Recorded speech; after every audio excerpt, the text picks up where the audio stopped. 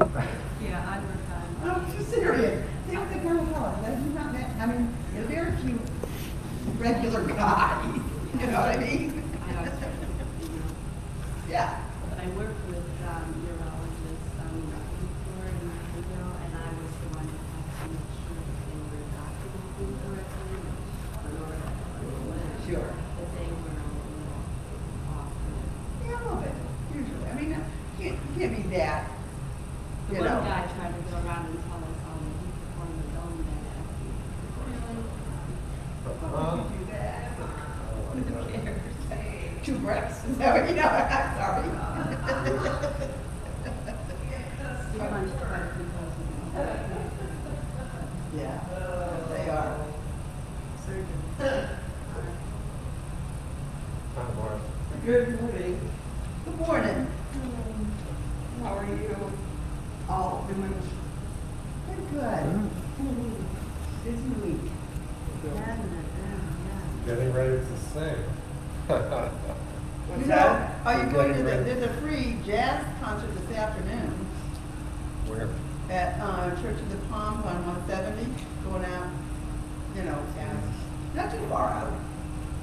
Kind of near where Oldfield is. Yes, I know where it is. It's a free concert. Really? It's a jazz band. Who is Levon Stevens singing. He's a soloist. Who is? Levon Stevens. Okay. Yeah, I mean, we're going What time is that? 4. They did it last night in Beaufort. It's part of the weekend celebration, Martin Luther King. Okay. I need a hand here. Could you I went to take like the words, the spirit of life? Is it spirit of life? Come on. No. There's a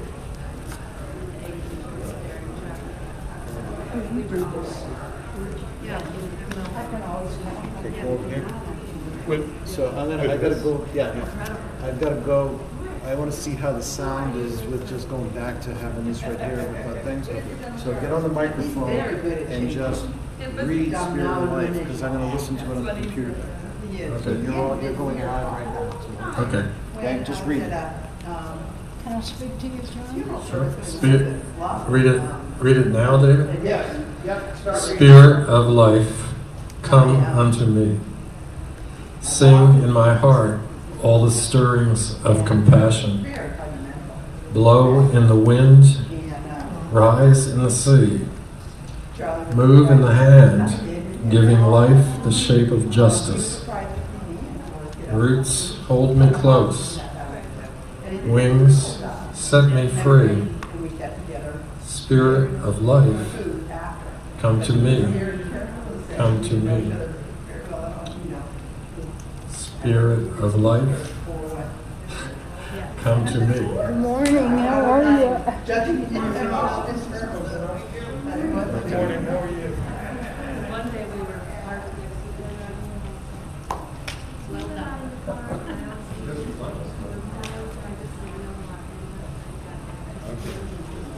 There's everything in all my pockets. So I got taste like a river.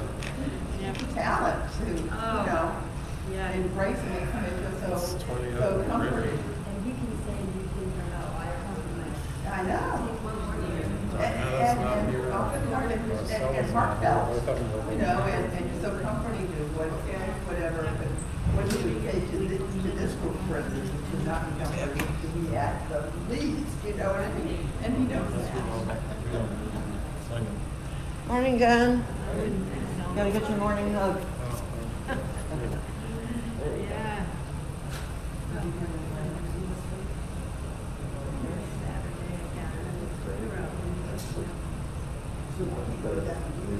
Anticipation is All day long for that.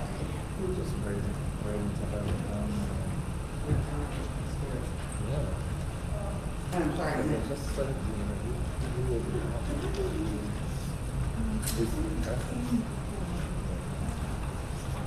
that would ease a lot. Okay, good. Sit down there. I'm gonna say hello to this one too. How about him? How you doing? So well. Same here. Yeah.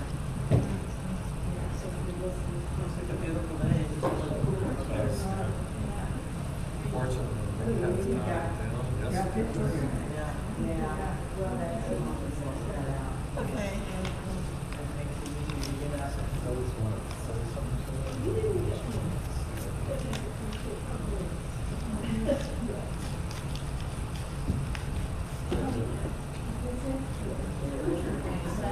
She's doing really well. She's back to driving. Really? That's been exciting for her. Yeah, she's really one of those my middle girl. Oh, yeah. I was in the right years ago. I never did anything about it. That's nice, actually. No.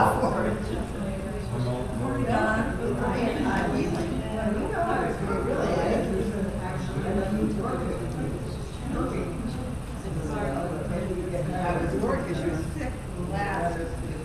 Decided something, you know. No, she was catching her cat, but just and she went back to some diagnosis and really liked to stay down without very long, you know. They're real close. And she was fine. So it really wasn't.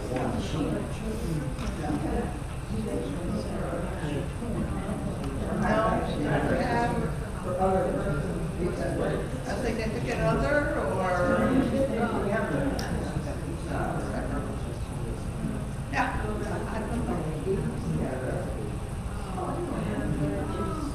Yeah, thank you. Yeah.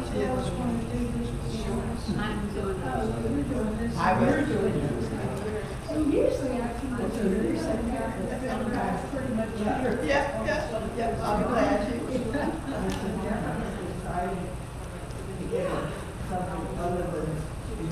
The regular stuff. There's one time she really does. Oh, Linda, you're here. I'm here, but the other is today. That's good.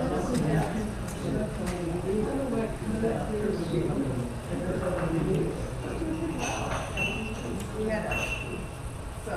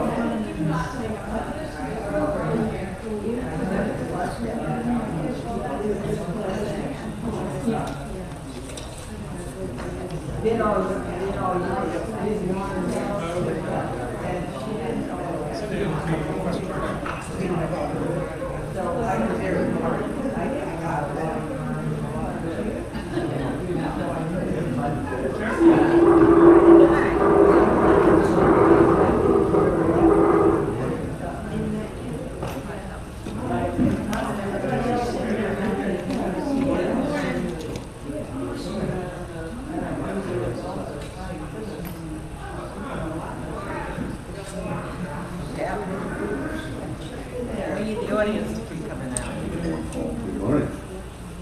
morning, how was it going?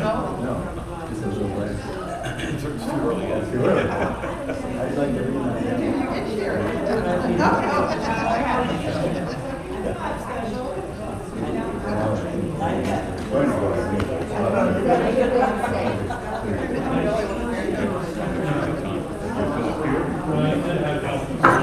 That's right. You know, that's right. I can get over it. I'll grab it, you can here, but it's just kind of situated stuff. Yeah, okay. Once we just plan on coming up. All right, I'll come this. Yeah. I didn't do it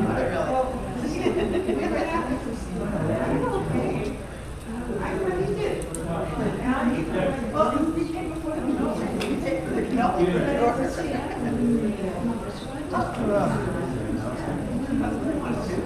we did.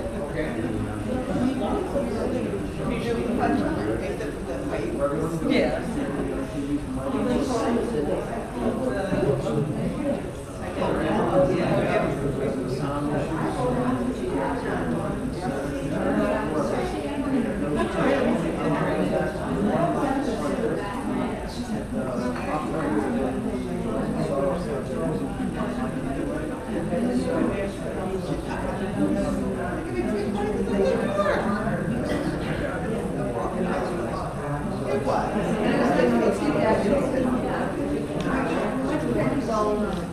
17 years ago, my husband did. He didn't like it. So we had never been. He liked it. Yep.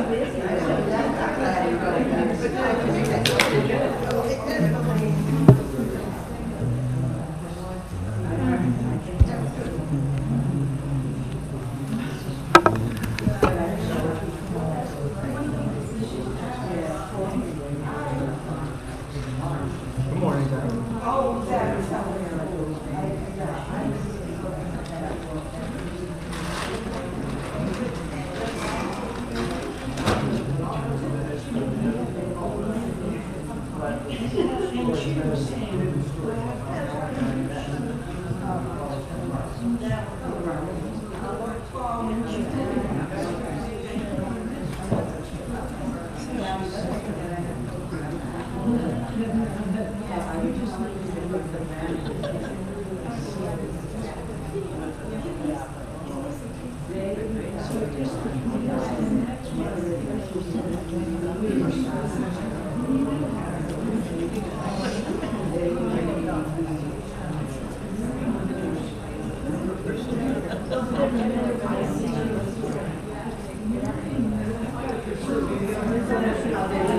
I'm here.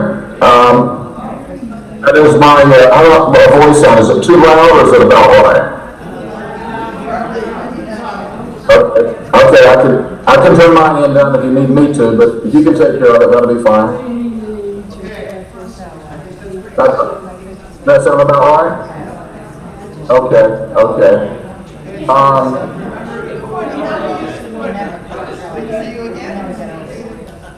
Oh, okay, yeah.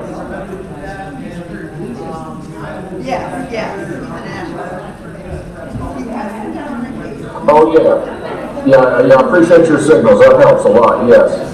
Because there's a time lag between what I see and here, yeah. And should I guess I should introduce the hymn after my opening words, right? Number 100, I've got peace like a river, okay?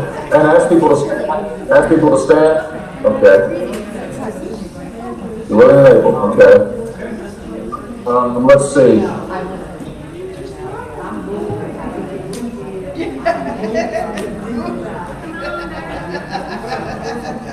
And by the way, David, you did send me all those things. I just didn't. I missed them. I guess I'm getting it back in our routine, but I did. You did all that. I just didn't see them. Sorry.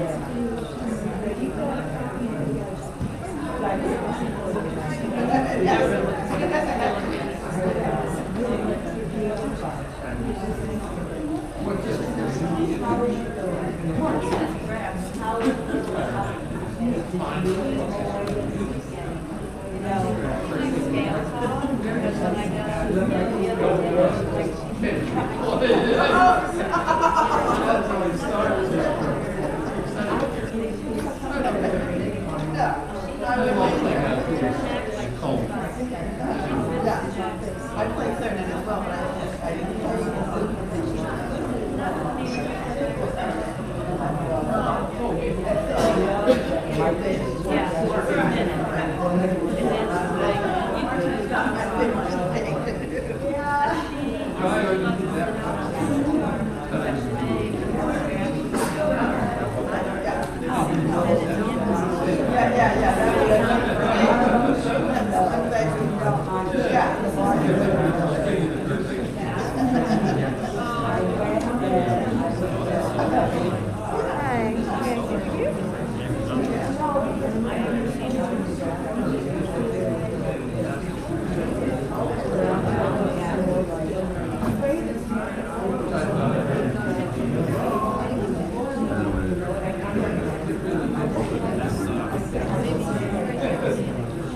like it at all.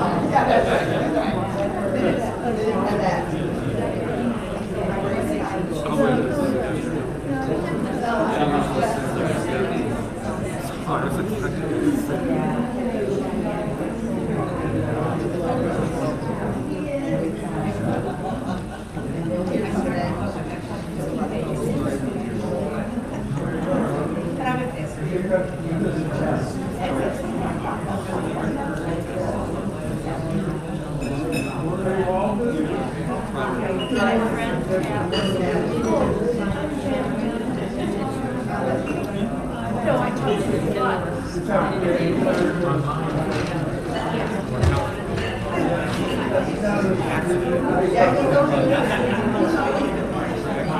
Where are you from?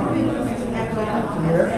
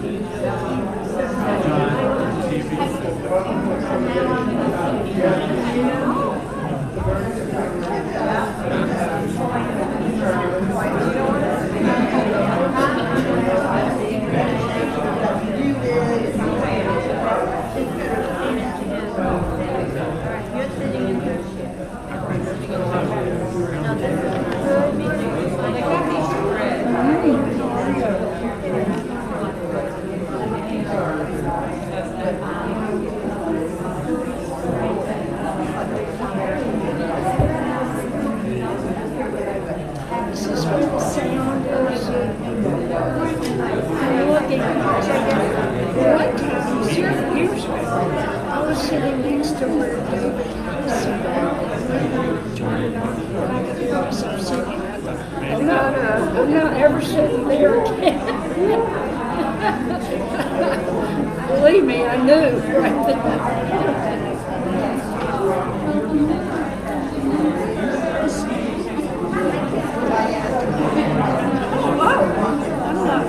I think I've done fine.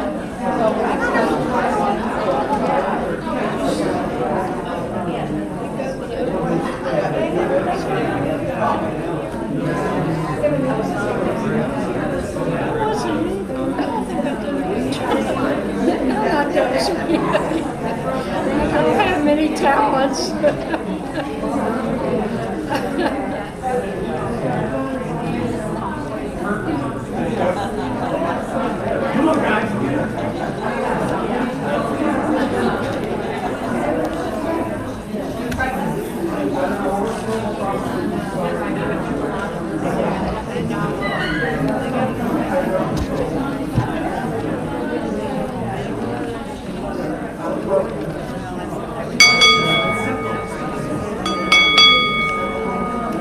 Good morning, ladies and gentlemen.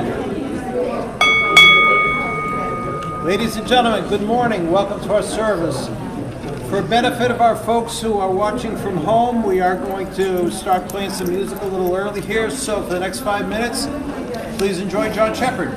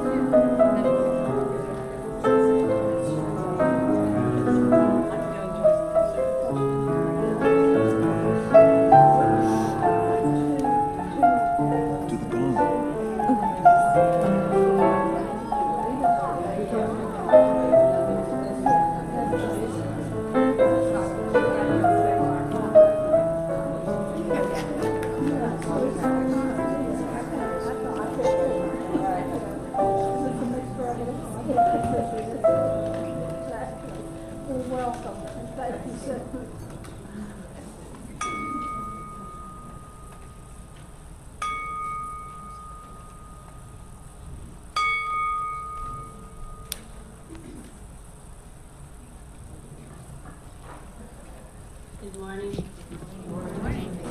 Please join me as I light the chalice by reading the words that are in your order of service. We light this beacon of hope, sign of our quest for truth and meaning, in celebration of the life we share together.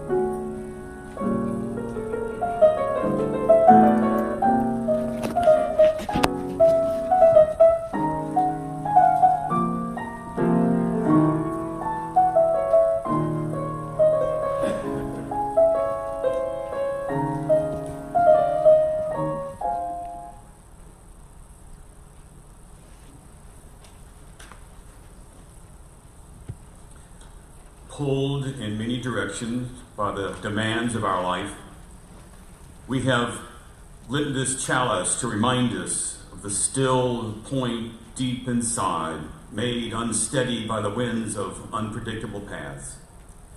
We light this chalice to remember the shelter of each other, longing for nights that lead us back to our truest selves. We kindle this candle to illuminate the faces of friends and sacred companions, recalling once again that we find our way through the willingness to take each other's hands. Welcome, my name is Charlie Tyler. I'm the pastor here in this congregation, and it's a pleasure to be able to invite you to take each other's hands as we seek to make our way through this wilderness sometimes that's so dark to see, and at the same time offering light to each other as we gather here in this place. There's a number of announcements that I would like to make, but before I do that, I want to see if there's any first-time guests or visitors with us that are willing, first or second time, that are willing to stand where you are and introduce yourself and tell us where you're from, because there's probably somebody in the room that's from there too. So on my right, your left, that half of the sanctuary, are there any first or second time visitors? Or yes, ma'am, if you would please introduce yourself. My name is Janice James, and I'm from Saratoga Springs, New York. Welcome. Good to have you. I'm Chuck Baker. I also come from Saratoga Springs, New York, mostly because I live in Springs. Welcome, both of you. Thank you. Anybody else on this side? And on my left, your right half of the sanctuary, first-time guests or visitors, if you would please stand. Yes. Hi, I'm Jan Dunn, and this is John Wall. We are new to the general area. We moved here, we moved to Cooler, which is where we live, about 3 months ago from long years in Colorado, Denver, and we're lifelong Unitarians, and looking to find another home church after relocating. So we're glad to be here. Thank you. Thank you. We all think you found home, but we'll let you make that decision on your own. Yes, in the back. Hi, I'm Dave Rosenberg, and like the other allowed to introduce yourself. We just recently, July, moved to Boston, so we're in the search of community and home. Yes, ma'am. I feel sufficiently introduced. Welcome, both. Again, we think you have found community, but we'll do our best. Anybody else on this side? All right, thank you all. Those of you who have made your way here for the first time, you should know my opinion. This is one of the kindest, most generous, mercy-filled groups of people that I've ever been around in my life, and I found this on a regular basis, and I thank you for trusting us, and we look forward to seeing what's going to happen in your life moving forward. Joanne, just wanted to acknowledge your mom's passing this week, just the last few days. Joyce Bonziano passed away. I know that it's been a long struggle with you and your family and with Steve, and I thank you for the care that you were able to offer her in the last days of her life. And so our hearts are with you in the separation that happens now. Thank you. Some announcements that need to be made. Paul, I'm going to make sure I don't forget. So where are you? Yes, if you would please. I'm going to have you come and make an announcement. You want me up there? Yes, if you would please.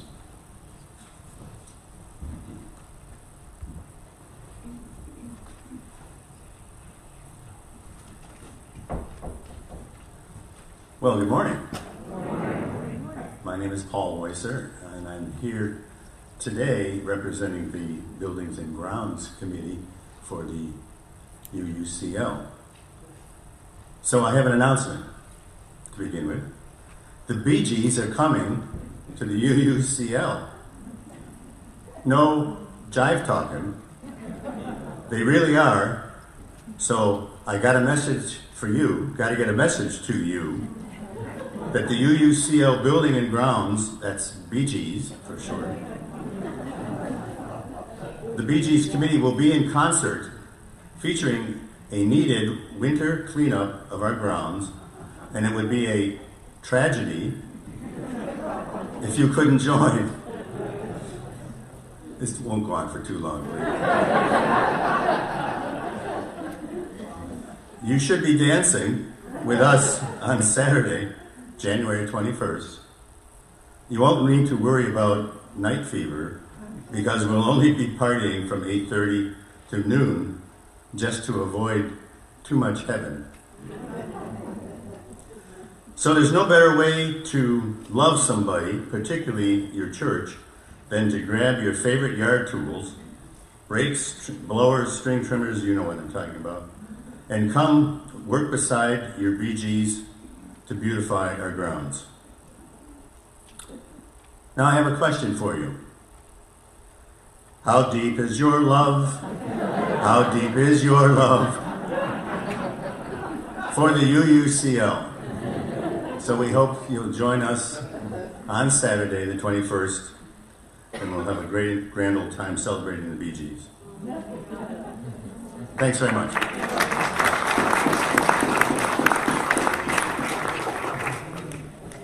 All in favor of Paul being in charge of all announcements moving forward, so say aye. That was fabulous. We will be staying alive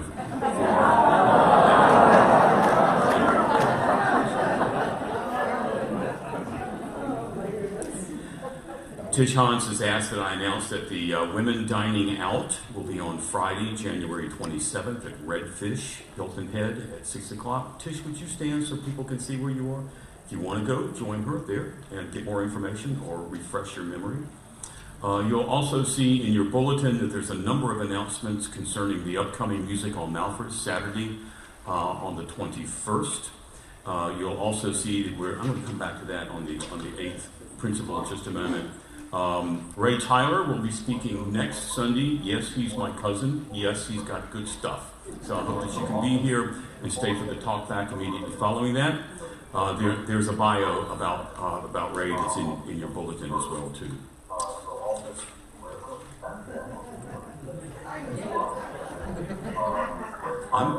I'm so good I keep coming. Where is that? Okay. Oh, it's behind me. Okay, very good. Thank you. So just don't pay any attention to that. This is what you need to listen to. There's the talk back today is going to be a little bit different. Ann Harrison will be leading that. And she asked me to make this announcement. It will take place today, as usual, after the service. By the way, those of you that are guests and visitors, please stay for that. That's the best way for you to get to know who we really are as far as your community and your new home. It will be just a little bit different. We'll be offering an opportunity to talk about the 8th principle. We are in the process of having conversations about amending our 7 principles and adding an 8th principle that specifically deals with anti-racism, anti-oppression, and multiculturalism. So, Ann Harrison will lead our talk back today with a 5-minute overview of what the 8th principle is all about. And then we will have time to share our thoughts on that as well as Neal's sermon, as both topics go hand in hand. We invite you to stay and engage with us in the talk back, as this is where we can take the message of the morning to a deeper level. Also, would like you to know that the path to belonging continues to be scheduled. Some of you know that we're starting a series of 3 classes designed for people who are relatively new, who are interested in learning about the Unitarian Universalism, who we are and how we do things here at UUCL. We are calling this program The Path to Belonging.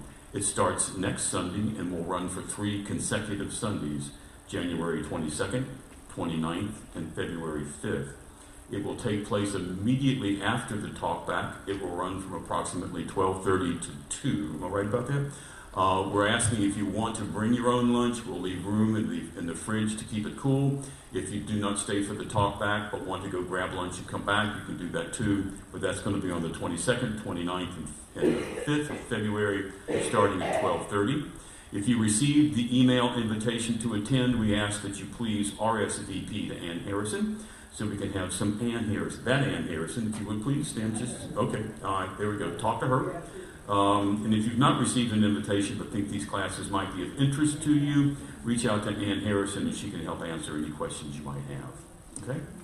Also, this announcement, the Faith Development Workshop called Sharing Our Stories, led by Kim Lewis. Kim is over here and Ann Harrison's still over there. And they like each other, even though they're on opposite sides of the sanctuary. If you have signed up to participate, this is just a last-minute reminder that the first session will begin shortly after the talk back has ended today. There will be time for you to stretch, refresh, get out the lunches that you brought before to reconvene in the talk back circle to begin exploring your life's journeys and deepening your connections with each other. Those are some of the announcements that I have so far in front of me. And while you're thinking about this, I want to brag on this guy, Jim Lanke, down here. Jim's got a year or two on me. And the last time I spoke, I misquoted Bob Dylan. I had said that Bob Dylan had written a line, "These are the days of miracle and magic." And Jim leans over to a friend and says, "Bob Dylan didn't say that. Paul Simon said that." I've done my homework, and he's right. Way to go, Jim. Just needed to blow your horn just a little bit this morning. Let's see. I think that's all the announcements I need to make. Is there something else that needs to happen before I forget? Oh, okay. Yes. I'll hand this to you. And we have one more announcement. The Cathys are going to hold this up.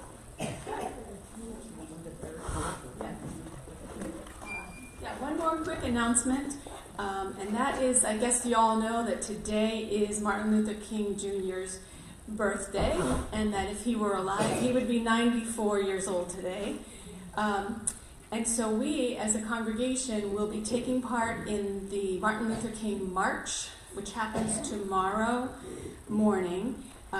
We invite all of you to bring friends and come and meet in front of the Hilton Head High School, somewhere between 9:30 and 9:45. We begin walking at 10. It is sometimes called a parade, but it's not really a parade, it's a march, and we are marching for civil rights. Sometimes we start thinking we don't really need to do that anymore, and then we are reminded that we do. So we're hoping to have a good Unitarian Universalist representation at the march. And the march goes from the Hilton Head High School out to 278. They block off part of the road. We walk, it's less than a mile, probably about a half a mile, you would say, down the main road. There are cars going by, people are carrying signs and banners like ours. We meet back up at the high school after walking, and there's a program that goes from 11 to 12. Our Reverend Charlie Tyler will be there giving the invocation and a moment of silence for Reverend Holland, our minister emeritus. And following that program, there will also be presentation of awards and some music and all kinds of things like that. And at 12 o'clock, when it's over, there is a free lunch, community lunch, catered by Melly Mel's, if anybody's familiar with them. And it will be served in the cafeteria at the high school, so we can all join together for that. So we hope to see you there. And that's that.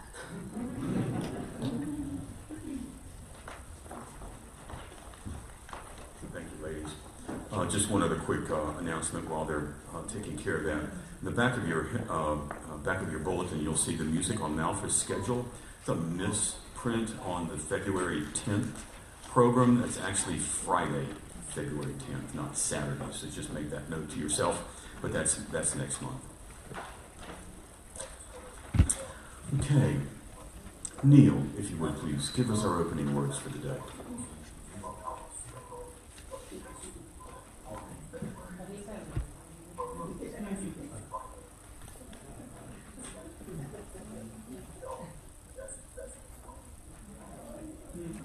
Neal, are you there? Neal.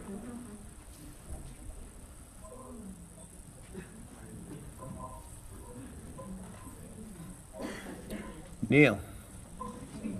Pick up, Neal.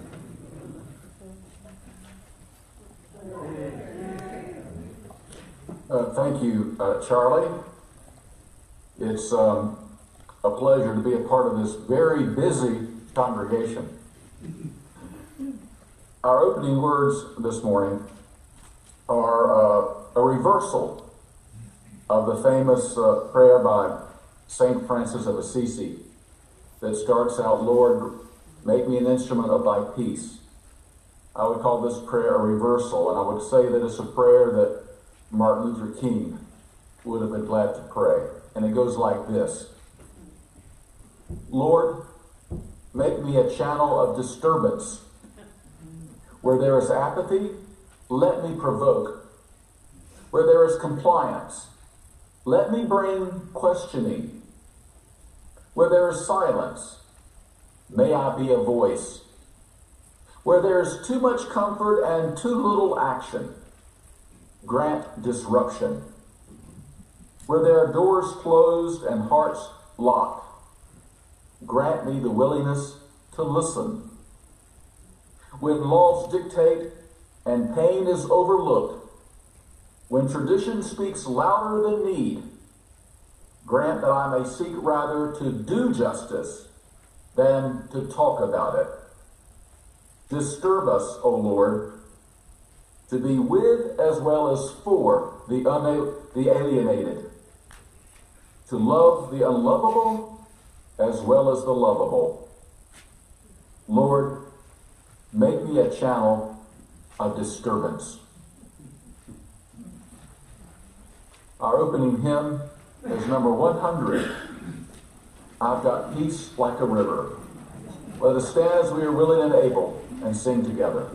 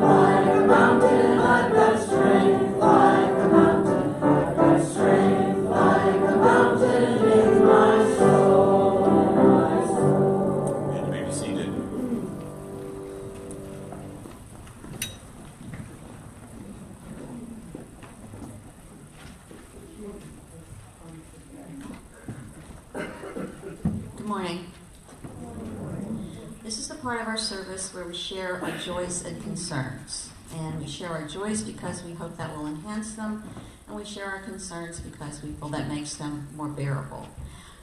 This part of the service is not streamed, and we ask that you not make any announcements nor political statements. If you have something to share, come forward, take a stone from the table, tell us what you want to share with us, and then put the stone in the carom.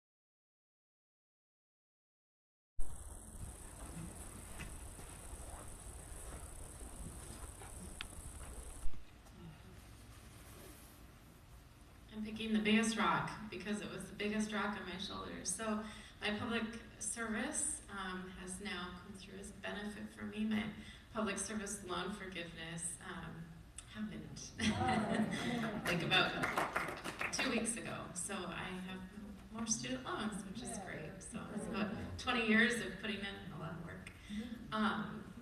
And the kind of concern is that now we're looking at buying a house, so it's like putting us in more debt, like 4 times more the debt than I had. So life is funny and America is different. And then also, and I don't feel it's political, I feel like I'm very overjoyed about this.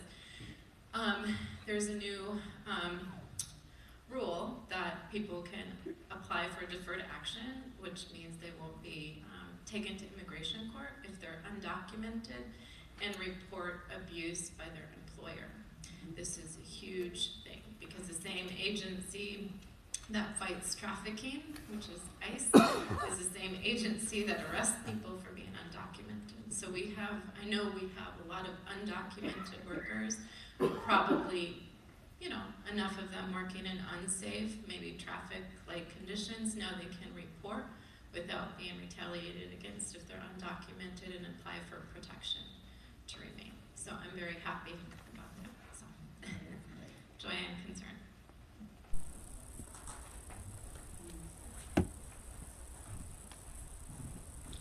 Okay.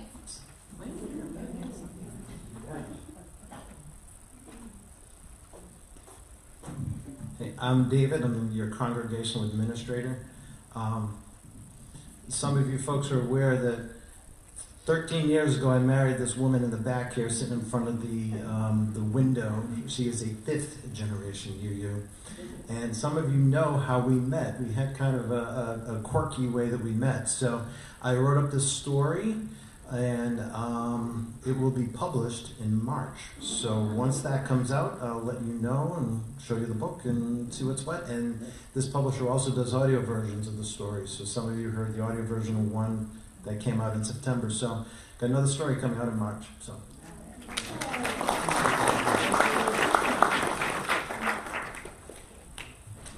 Okay, now if you would recite the affirmations with me, and they're in your order of service.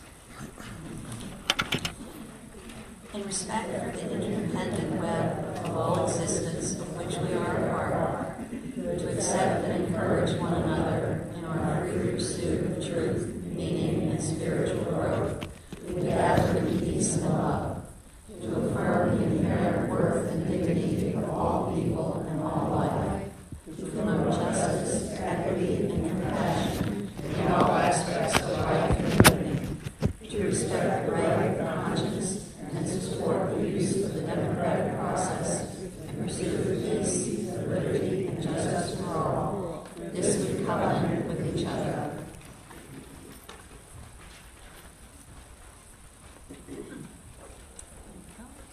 Good morning. Good morning. So when I was growing up, my family loved to read the comic strips in the newspaper. We called them the funny papers, or sometimes we just called them the funnies. And they made us laugh because somehow we could relate to the characters. They were always in some odd way, sort of familiar, kind of resembling, in a strange way, strangely resembling us or people that we knew in our family. Not for 1 second when I was growing up did it ever cross my mind that these comic strips that we were reading were overwhelmingly, if not completely, white. This morning, Reverend Neal Jones will be speaking about waking up to whiteness and calling attention to some of the privileges of being white. Well, I had a moment of waking up to whiteness just recently over the holidays after watching the old animated TV show Charlie Brown's Christmas. David, our office administrator, and I were talking about how noticeable it was that all the characters from the Peanuts comic strip that were in that Christmas show were white. And it was this conversation I had with David that led me to my story today, which is about how it came to be that Charles Schulz, the cartoonist who created Charlie Brown and Lucy and Linus and Snoopy and the rest of the Peanuts gang that we all know and love. How it came to be that finally, after being in print for 18 years, Charles Schulz finally drew an African-American character into his all-white comic strip. This is how it came to be that he added the little boy named Franklin. And believe it or not, it all started with Martin Luther King. In the wake of Martin Luther King's tragic death in April of 1968, you know that we had people rioting in the streets. There was desegregation in our schools, and our country was filled with rage and a lot of racial tension. 11 days after Martin Luther King was shot and killed, Charles Schulz, the cartoonist, received a letter from a white woman in California named Harriet Glickman. She was a 42-year-old school teacher, mother of 3, who had been raised by liberal Jewish parents, and she had been taught to speak out against injustice. Harriet had been trying to think of some way that she could help change the conditions in our society that had led to Martin Luther King's assassination. The conditions which were contributing to so much misunderstanding and hate and violence. She kept thinking of the ways that the media was shaping the unconscious biases of America's children, and she started wondering if something could be done, believe it or not, through our comic strips. She thought even just a simple thing like the introduction of black characters to the comics might help in shaping the unconscious attitudes of children. At the time, the comic strip Peanuts had been in print for 18 years. It had been around since 1950. It was syndicated in about 1,000 newspapers around the country. It was the most popular and influential comic strip in history. It was being read by millions of readers every day. So Harriet Glickman wrote to Charles Schulz, and in her letter, she pointed out that all his characters were white, and urged him to integrate a black character into the mix, telling him that by this very simple act, he could play a part in establishing good race relations, which could ultimately help to heal our country. So Charles Schulz wrote her back, and he said that he liked her idea, and as a supporter of civil rights, he was sympathetic, but he was concerned that if he added a black character, it might appear to black parents as if he were doing it in a condescending manner to their families, and he was apprehensive. He also had reservations that as a white comic strip artist, he wasn't sure that he could do justice to a black character because he didn't grow up as a black kid. Somehow, in that response, Harriet saw a ray of hope, and she became even more determined. So she reached back out to Charles Schulz, and she asked him if some of her African-American friends, who were parents, could send him some ideas on just how he might create a black character that was relatable. And he agreed. So her friends wrote, and they told him, this is what they said, you should just go ahead and put in a black character without making it a big deal. Just add in a character like into a casual, everyday scene, and it'll be fine. If he could do this, they told him, it would be a way for their children to see themselves in popular culture, for all black children to be able to picture themselves in the overall American scene. And not only that, but it would give people of all ages an opportunity to see what friendly interracial relationships look like. Well, the letters from Harriet's friends actually worked. And a few weeks later, just 3 months after Martin Luther King's death, Charles Schulz responded like this. Harriet, you will be pleased to know that I have taken the first step in doing something about presenting a Negro child in my comic strip, he wrote. Keep your eye on your newspaper during the week of July 29. I have drawn an episode which I think will please you. And with that, the character of Franklin was born. And in the cartoon strip, which I put into your order of service, when they meet, Charlie Brown is on the beach, and Franklin comes up like it's no big deal, and he returns the beach ball that Charlie Brown had lost. The boys start talking about how much they like baseball, and then the two of them start building a sandcastle together, just like all kids do at the beach. It's such a simple scene, and yet it drives home the profound point that Charlie Brown and Franklin are so much the same. They simply have different skin colors. When Franklin joined the Peanuts gang, it was a stepping stone on this lifelong journey that we are all on of waking up to whiteness. And although there was some controversy in our country at the time, mostly there was praise.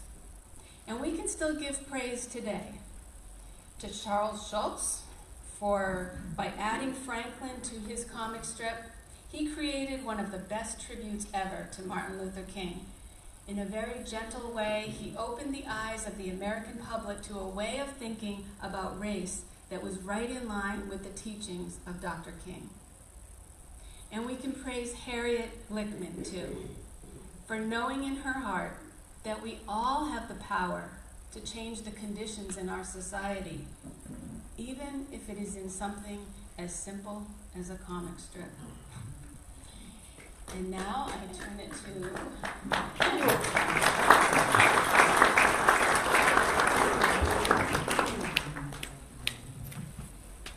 This is the time in our service where we share our abundance.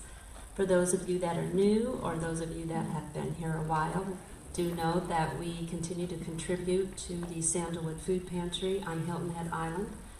So if you've brought any non-perishable items or plan to in the future, you can leave them at the back of the sanctuary on your way out this morning. And before we pass the baskets for our own collection, I'd like to read a word by the Reverend Bill Graves. We dedicate ourselves and our offerings to the work of this congregation, weaving a tapestry of love we call community, both within and beyond these walls.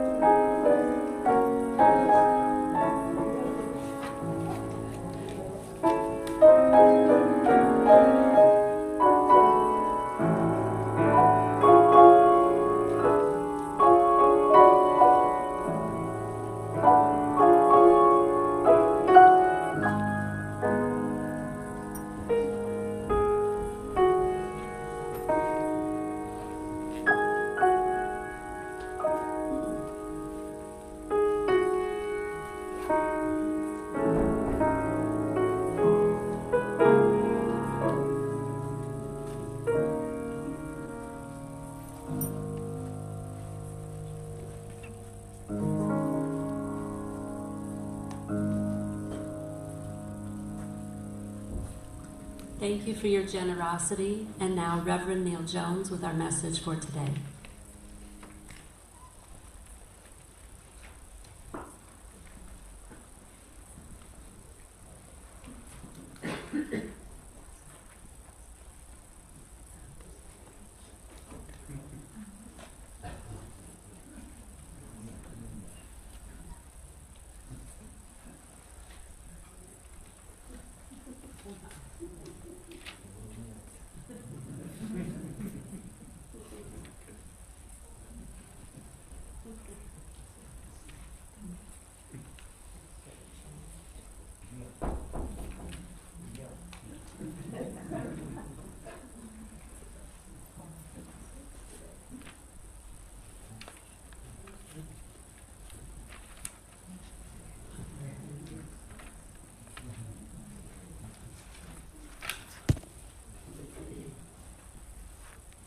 apologize, folks. Let me make a phone call here.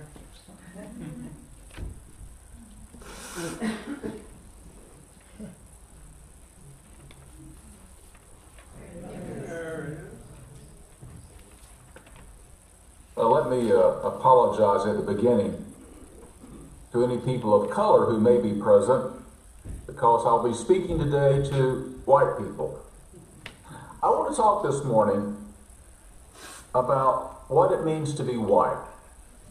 And I want to do so because it's a spiritual issue. Now, not long ago, you may remember that I shared with you my definition of spirituality.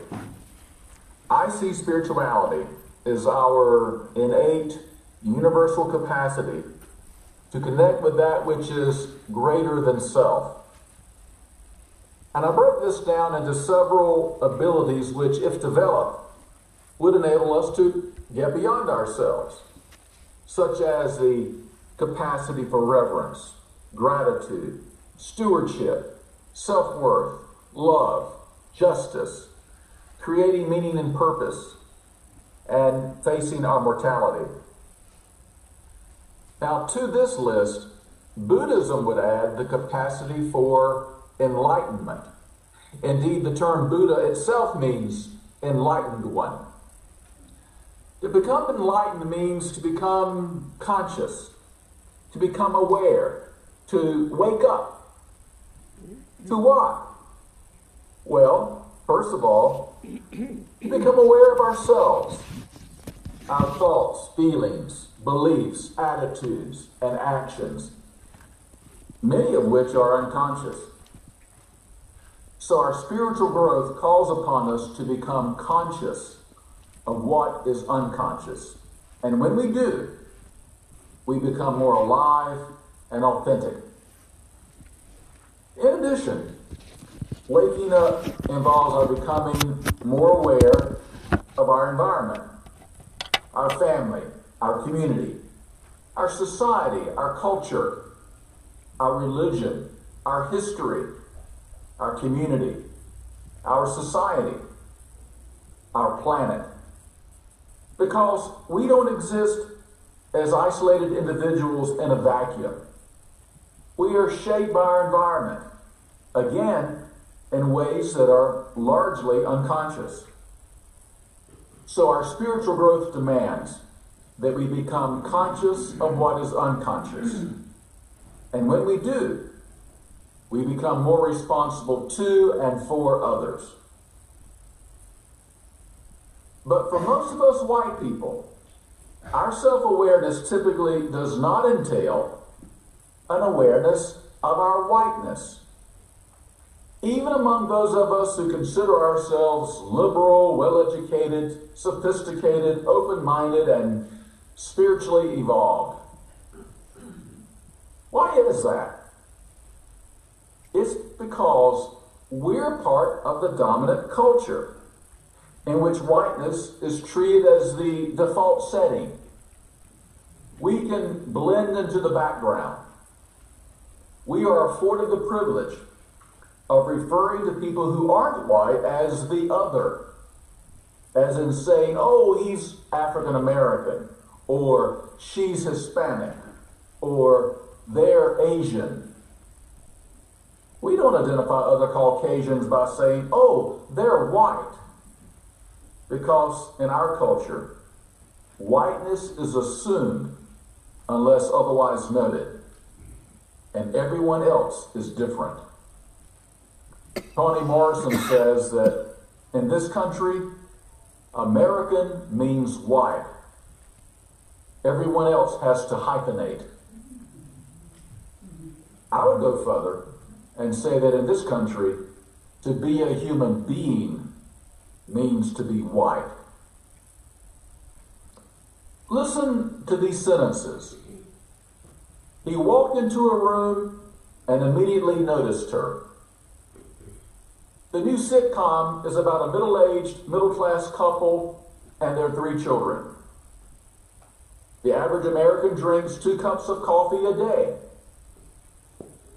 She didn't know if she would get into the college of her choice. I have a friend who has ADHD. Now, didn't you assume that all these people are white? We white people are not even used to thinking about being white. We take it for granted. But people of color don't have this privilege. They can't ignore race because their very lives depend upon the ability to notice differences in color. They live in a culture which constantly reminds them of skin color, which tells them in a million ways, large and small, that they are not as important as white people, that their lives actually do not matter as much as white lives. Our police practices say that black lives do not matter. Black motorists are 31% more likely than whites to be stopped by the police. 28% of black men under the age of 25 are stopped by the police because they look or act suspicious, compared to only 13% of white men. Every black person in this country knows that the two most common crimes in America are a WWB and a DWB. Walking while black and driving while black. Once pulled over, black drivers are 3 times more likely than whites to be searched and twice as likely to be arrested during a traffic stop. Young black men are 7 times more likely than young white men to be killed by the police. And even though black men make up only 6% of the population, 40% of all unarmed people shot and killed by the police are black men. Our criminal justice system says that black lives do not matter. The total black population in America is 13%, and yet 37% of our prison population is black. Black citizens are typically given more severe charges and longer sentences than white citizens who commit the same crimes. 1 out of 3 black men is incarcerated or serves parole or probation during his lifetime. 1 out of 3. Our educational system says that black lives do not matter. Black students are suspended and expelled 3 times more often than white students. And the differences in discipline of black and white students begin in preschool. As a result, black children are more likely to repeat a grade, drop out, and become involved in the juvenile justice system. Teachers typically call on white children more often and have higher expectations of them than black children. On average, white children will have more money spent on their education, will have more experienced teachers, and are given more opportunities and resources to learn than black children. Our healthcare system says that black lives do not matter. 22% of African Americans are uninsured compared to 13% of whites. And having insurance matters. People without insurance are more likely to get sick because they do not seek medical care as often, so they get sick more frequently and more seriously and have shorter lives than those with insurance. And therefore, it should be no surprise that African Americans are more likely than whites to suffer from a chronic condition such as diabetes, high blood pressure, asthma, and heart disease. That the infant mortality rate for African Americans is twice as high as for whites. and that the life expectancy of a black child is 5 years shorter than of a white child. Our economic system says that black lives do not matter. The net worth of the average black household in the United States is $6,000, compared with $110,000 for the average white household. Whites in America, on average, own 18 times more wealth than blacks.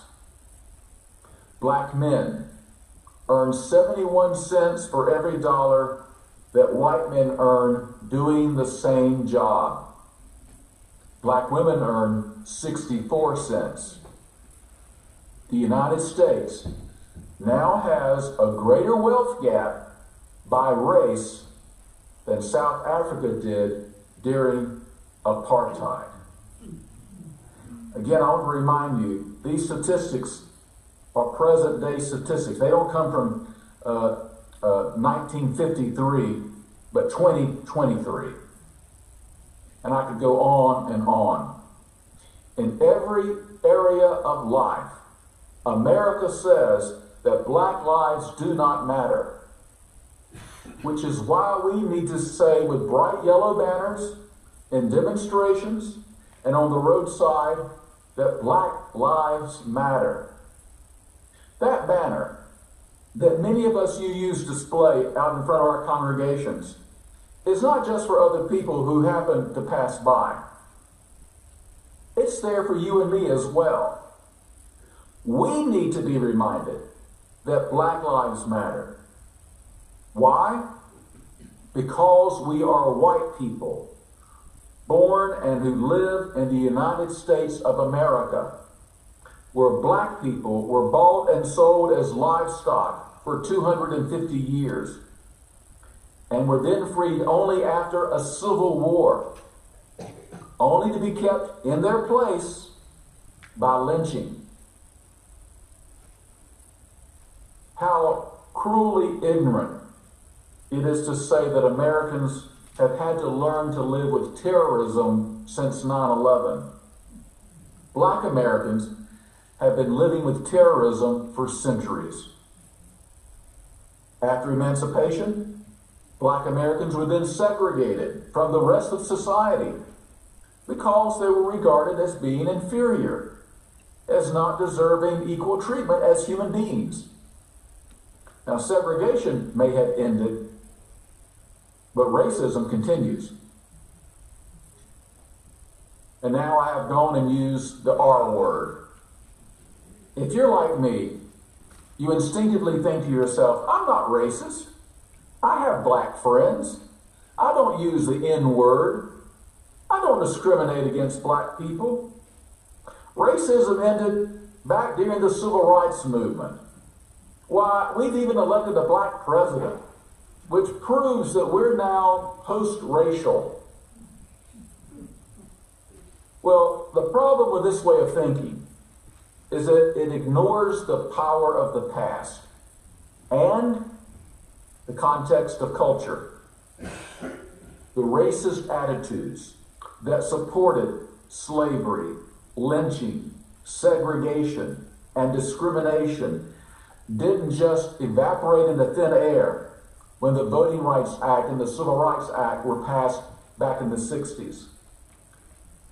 They're still here in the people who have taught and nurtured us, in the lessons we've learned, in the schools and churches we've attended, in the books and articles we've read, in the movies and TV series and cartoon strips that we've watched, in the advertisements we've seen, in all the data our unconscious minds have collected over our lifetimes. We're like fish that swim in a biased ocean. We don't choose the water we live in. We do not even think about it or are aware of it.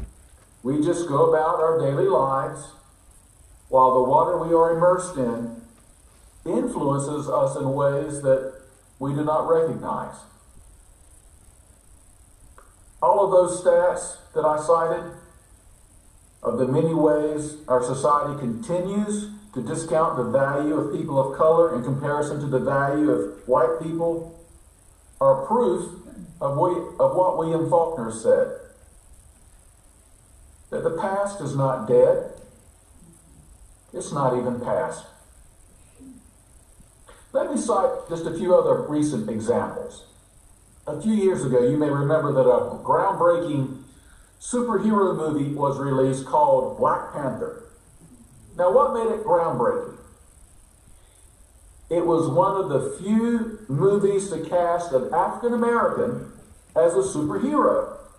For decades, white superheroes like Batman, Superman, Wonder Woman have become the archetypes of honor and bravery in American culture, while black characters have been grossly underrepresented, if represented at all.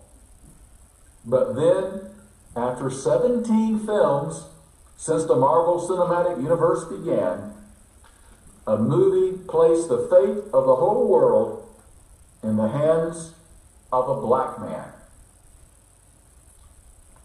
Philadelphia Inquirer writer Brandon Hardin says, back then, as a boy, quote, as much as I loved and believed in the fantasy of heroism, I felt inadequate because the heroes that appeared in the movies and on television never looked like me. I didn't see black people do extraordinary things like live in different worlds or fly or have superhuman strength. We didn't do stuff like that. End of quote. Why not? Why haven't African Americans been cast as superheroes or even common variety heroes? Because it makes us white people uncomfortable to see black people who are strong and powerful. We have been taught unconsciously and sometimes consciously to fear strong black people. Now, given this backdrop of fear, what could be more frightening than having a black man occupy the most powerful position in the world 2 presidencies ago? This irrational, deep-seated fear is what gave birth to and kept alive for the longest time the so-called birther movement. Remember that? The lie that President Obama was not born in the United States, but he was born in Kenya, that he is a Muslim, and that he was raised in a madrasa in Indonesia. See, it was not enough to charge that his beliefs were un-American or that his policies were un-American, but the accusation was that our first black president himself was not an American. This lie expresses the illegitimacy of a person of African descent as a true American. Here's another example of how the past is not dead or even past. Remember when African-American quarterback Colin Kaepernick and other NFL players have taken a knee, had kneeled instead of standing during the national anthem to protest the inordinate number of deaths of young black men at the hands of the police?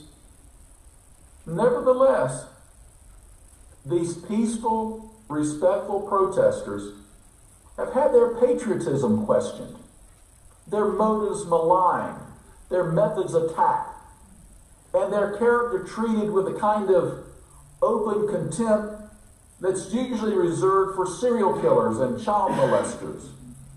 Why is that? Because it makes us white people uncomfortable to have our racist patterns and prejudices brought out into the open, especially by black people.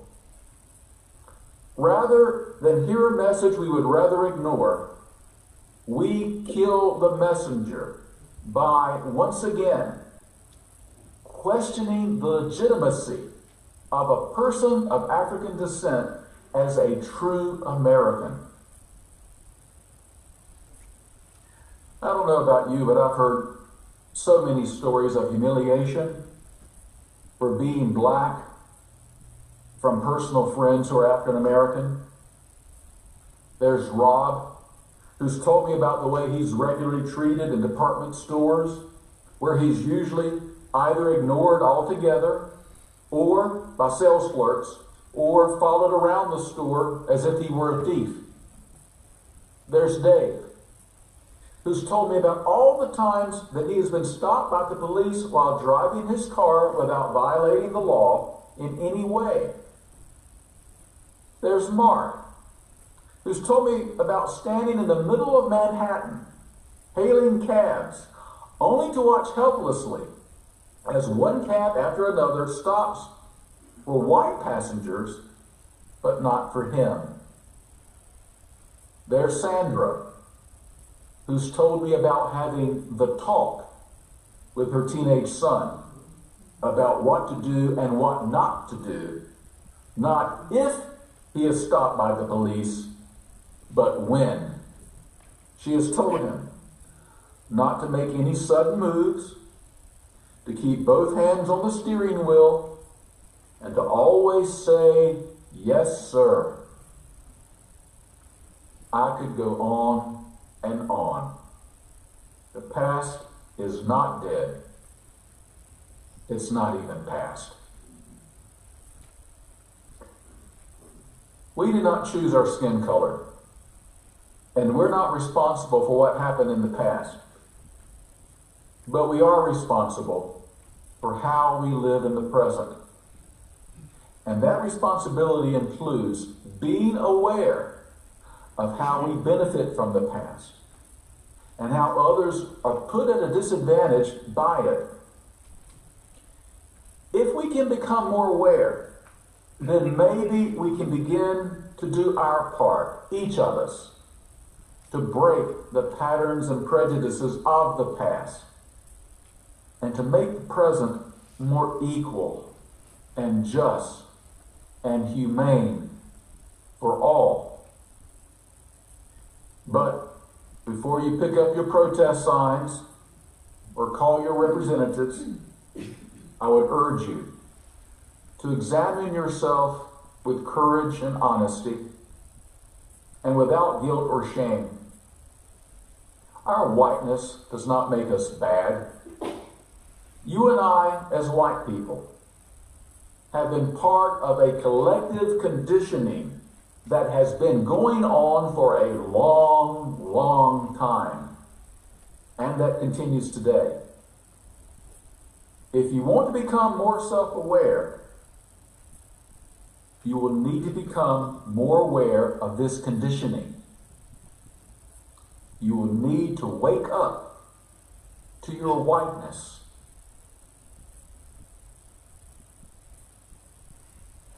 Amen.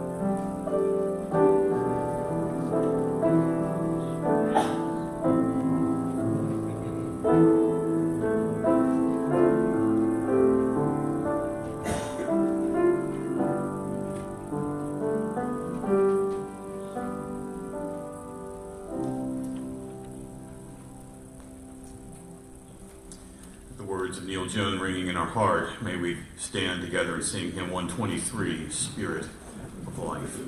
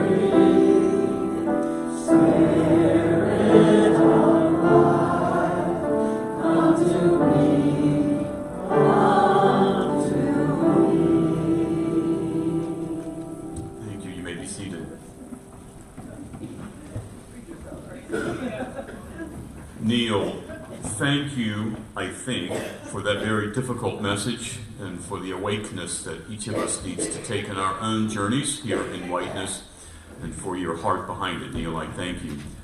David, for the way that you walked us through some of the technical difficulties that made this service continue to happen. I thank you for your skill and for your patience, and fabulous message as always.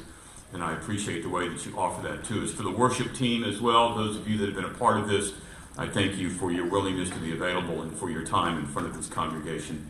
Joanne, our hearts are with you and your family moving forward as always. And John, of course, thank you for your skill. Neal, I again want to emphasize your words to us today and for the heart that's behind that message. Thank you so much for that. Neal, it's yours now.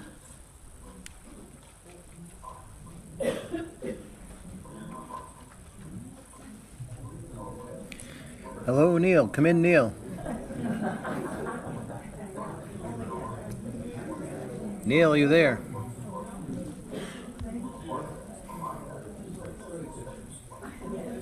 Don't you just love the 21st century? And all the abilities and opportunities. Our closing words come from Howard Thurman. In the quietness of this place, my heart whispers, keep fresh before me the moments of my high resolve, that in good times or in tempest, I may not forget that to which my life is committed. Keep fresh before me the moments of my high resolve.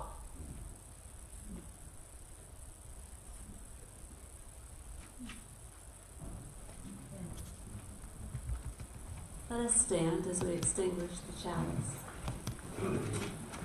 While we extinguish this flame, we still bear in our hearts the light of truth, the warmth of community, and the fire of commitment, until we are together again.